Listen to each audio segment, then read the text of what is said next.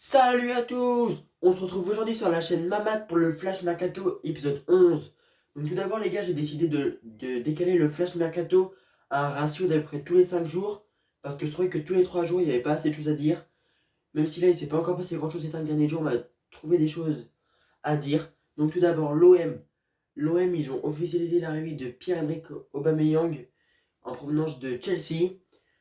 Donc c'est vrai que l'OM construit actuellement une belle petite équipe, mais toujours pas prêt à rivaliser avec le PSG.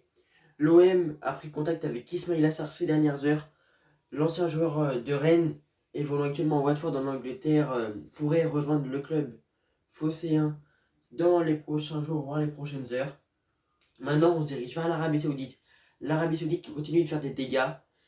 Al Hilal qui a envoyé une offre XXL à Mbappé d'un montant de 400 millions d'euros et une indemnité de transfert de 200 euros pour le PSG, a également transmis une offre record à Malcolm, l'ancien joueur de Bordeaux qui était parti au Barça puis au Zénith Saint-Pétersbourg, serait en phase d'aller à Al Hilal, tout comme Alan Saint-Maximin, qui, je pense, avait le potentiel pour concurrencer les plus grands en équipe de France, même dans les plus grands clubs européens. Mais bon, après, c'est un choix de carrière peut-être. Maintenant, on retourne en Ligue 1. Après avoir parlé de Marseille, on va parler du PSG. Le PSG qui voudrait concurrencer Gianluigi Donnarumma dans les cages, car Luis Enrique n'aime pas trop ce profil. Il trouve qu'il n'est pas assez capable de dégager au pied. Il n'a pas un bon jeu au pied, même si c'est un géant sur la ligne, il est très monstrueux. Luis Enrique voudrait le concurrencer soit avec Hugo Lloris ou encore avec Yacine Bonou, le gardien de Séville.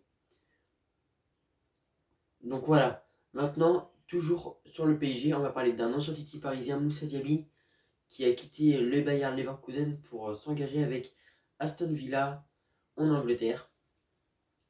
Après, on va au Portugal, au Benfica qui espère voir un retour de João Félix qui est sans issue actuellement. Ils espèrent le voir revenir dans leur club avant la fin du mercato. Maintenant, en Italie, à l'Inter Milan, il s'est passé beaucoup de choses pendant ces 5 derniers jours, avec l'arrivée de Juan Cuadrado, déjà en provenance de la Juventus, ainsi que Romelu Lukaku. On ne sait pas trop ce qu'il va faire parce que il devait aller à la Juventus parce qu'il avait pu donner contact à ses coéquipiers, son coach à l'Inter Milan qui en voulait plus. Sauf que les supporters de la Juventus l'ont beaucoup critiqué, donc ça s'est pas fait parce qu'il avait joué à l'Inter avant. Ensuite, l'Arabie Saoudite en veut pas à cause de sa corpulence et de son physique. Donc je sais toujours pas ce qu'il va faire, c'est une triste fin quand même pour le joueur. Et maintenant le débat du mercato, Kylian Mbappé, on sait toujours pas ce qu'il va faire. Alors que le PSG l'a exclu de la tournée du Japon estivale et serait prêt à l'exclure de la liste de la LDC et même à le faire sur le banc toute la saison. Donc les gars, on va pas parler que de ça tout le temps.